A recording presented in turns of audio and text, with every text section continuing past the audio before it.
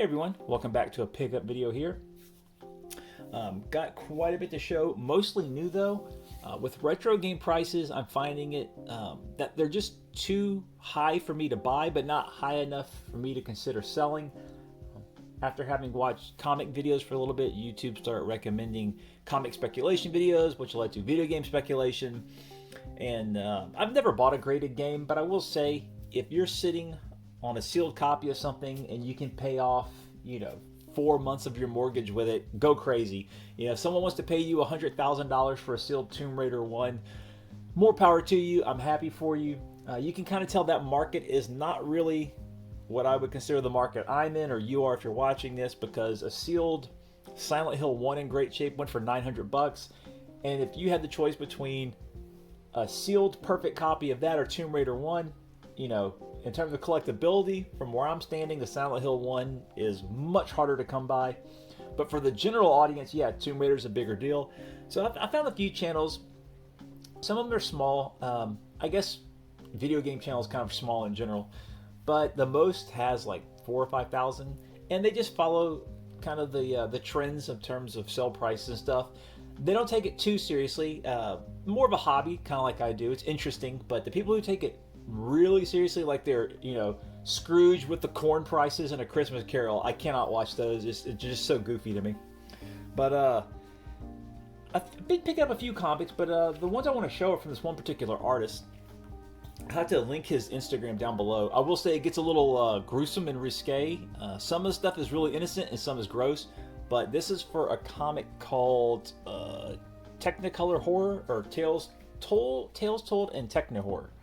It's supposed to glow in the dark. So he did that one, which I think is super rad. And this cover, which I love. This is kind of his specialty, is having an incision and things coming out. So when you see his Instagram, you'll see anything from polka dots to hands, eyes, whatever coming out. But I thought these look great. I'm definitely bugged my wife about those because she thinks they're okay, but to me, and I'm telling her, that gets hung on the wall someday. It won't be, but in my heart, it already is. Movies, I had a birthday, and so had some cash and Amazon gift cards. So I picked up, and Amazon had their, was it Prime Day or whatever? My brother recommended Picard, so I picked that up. We watched Next Generation as kids growing up, one of the few shows we watched together. He said it was really good, so I'm looking forward to that.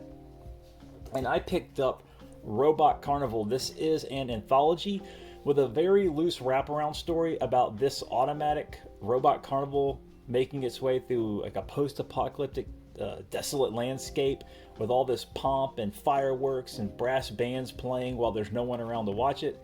The stories told in between vary, like all anthologies. Some are pretty good, some are really basic, but the thing is, all the animation is really good. It's just a showcase for talent. So even if the story doesn't really match up, the art's going to be phenomenal. So definitely check that out if you haven't seen it. The older titles I bought are... I don't know if I showed this in a previous one, but I had found a sealed Metal Slug 4 and 5 on Amazon for cheap. I think it was like $30 when I bought it. And this was an eBay purchase. It was a combo pack of Wild Arms 3, which I bought as an upgrade to my copy. But this one's manual has damage. However, upon looking at mine, my old one also has damage. It's the paper they used. It seems to come apart on the spine. It looks really bad. It's like frayed. But if that's 2 for 2, I gotta imagine that's happening with a lot of those manuals. But I really bought the combo for Wild Arms 4. This one's much harder to come by. I keep forgetting eBay charges tax. I'm probably gonna say that for every video going forward. But it was free shipping. It worked out to about $50 each, which is overpaying for Wild Arms 3 but underpaying for 4, so it depends on how you want to look at it. I put together my 2 copies of Wild Arms 3 to have a really nice one. Turns out my old disc was better, the new art insert was better, so combined those two and got the better manual. It's still like a manual in mint shape, but I don't know if I'm going to find that. 4 is in perfect condition, so very happy with this. This was only $12. It's Ninja Gaiden 2 with the slipcase. Now, when the new collection came out, Play Asia had a little ad for it on Facebook, I think. And in the comments, people were saying actually playing them on an Xbox One X or was it Series X, is better than the compilation. I'm not sure why the Sigma games, people said they weren't as good as the originals. So I went ahead, since I already have that one, and I did not have two, I picked this one up. Haven't played it yet. That's what I picked this up when I was playing Outriders. The only PlayStation 5 titles I picked up are Returnal. This was on sale for $40-something. Has not been on sale since. I think that might have been for Prime Day. And Judgment. I had this for PS4, so I was not going to grab this one until I read they were not going to release a PS5 update, and this actually has an entirely different graphics engine. So I am going to keep both copies because they, content-wise, are pretty much the same, but visually they're actually very different if you watch comparison videos. So that's pretty cool. I did wait for the PS5 upgrade for Final Fantasy VII, so that took up a lot of my time. I did not play the DLC, did not really enjoy that game at all. I finished it in the hopes that it would get better, and also knowing that when the game opens up I should enjoy it more, because being stuck in Midgar was just not a good decision. If you've heard complaints about the game, I agree with them. The new characters don't add anything, the new dialogue does not add anything. It's super repetitive, the level design is boring. They have this rudimentary platforming edition that is clunky with the camera angle. I don't know, I just don't like anything they did with it. Combat was okay, but the AI is terrible, so you have to babysit them constantly. Cloud, for some reason, has one of the worst movesets. Tifa is really fun to use. I will say, Tifa and Aerie, their additions made them much more well-rounded, and Jessie, rounded characters. Actually funny in some respects, but man, some of the new characters and kind of, I guess, side plots they sandwiched in to try to make it worth the 30 or 40 hours, just a whole lot of guys wearing belts and chains and excessive hoops saying the dumbest shit. I don't know. Not impressed with that at all. I will never play it again, I'll say that. If they release some sort of mega compilation and the other ones are good, I'm keeping my save and I'm skipping straight past that fucker. For the Xbox One, or Series X, I'm never going to get that naming convention right. I picked up The Village, RE7, I should say Resident Evil Village. The Village is something else entirely. And this came with a free steelbook from Best Buy. Not the best steelbook. That's all it has on it. With the Resident Evil series, and with this game in particular, you could have had anything on this. And this is what they went with. It's free, which is nice, but that's rough.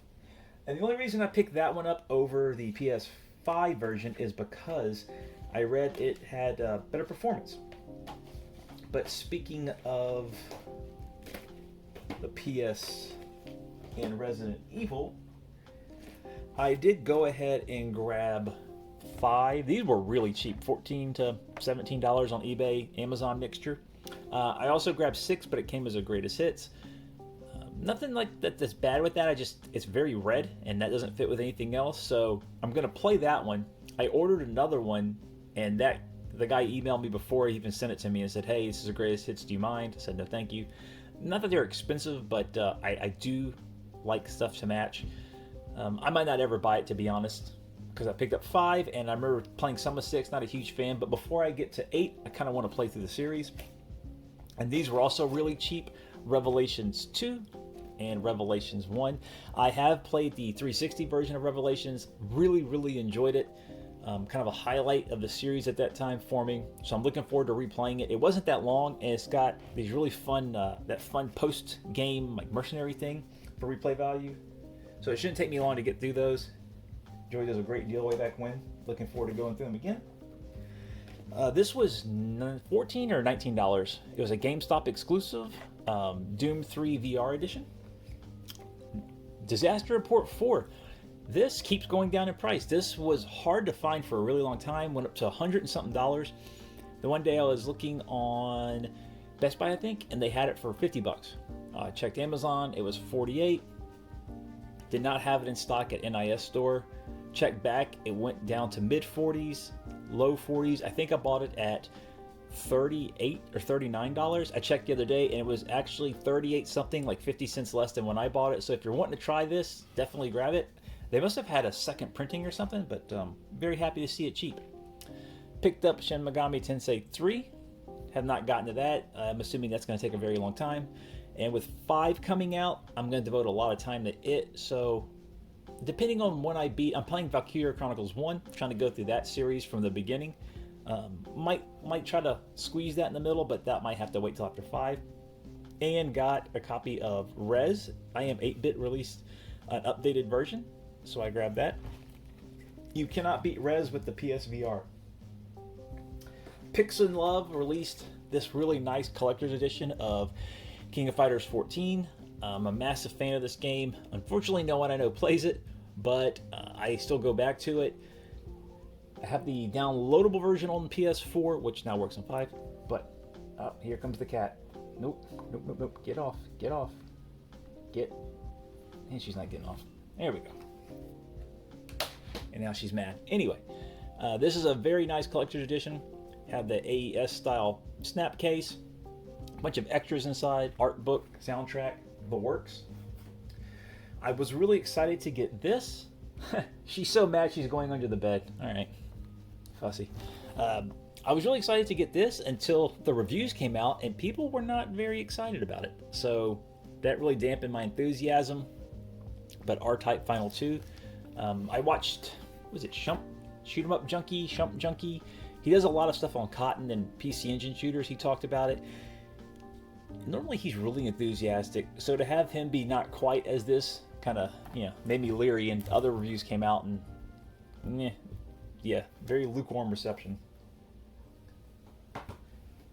Moving on to Switch, I did not know this was coming out physically in the US, so I picked up Raiden 4 Mikado Remix for off Amazon Japan. And, here she is. Amazon Japan. And it came in this nice collector's box with a little keychain. And then shortly afterwards, the US version was announced. So, still pretty cool little collector's edition. And I actually enjoyed Raiden 4. It's, I keep confusing it, thinking that it's a new version of Raiden 5, which I like, but it's not as good as 4. But no, 4 is actually quite good. Interesting to me, they went back an entry. Speaking of, because I couldn't help myself, I'm a glutton. I got the US version. I know. You don't have to tell me. What else here? Oh, similar situation. I pre-ordered Wonder Boy for the Switch, not knowing a US version was coming out. Had no idea, even until it was after released. Amazon suggested it to me, and so I went to the website for Strictly Limited Games to see what the difference is. And yeah, they had updated it to say, oh yeah, a US version's coming out, but ours is numbered. I don't care. It was too late to cancel it, so I have I don't know what kind of version you call this. It has no rating system on it, and it's numbered, but I've got it. I'm really looking forward to playing Monster World 4 on the Switch.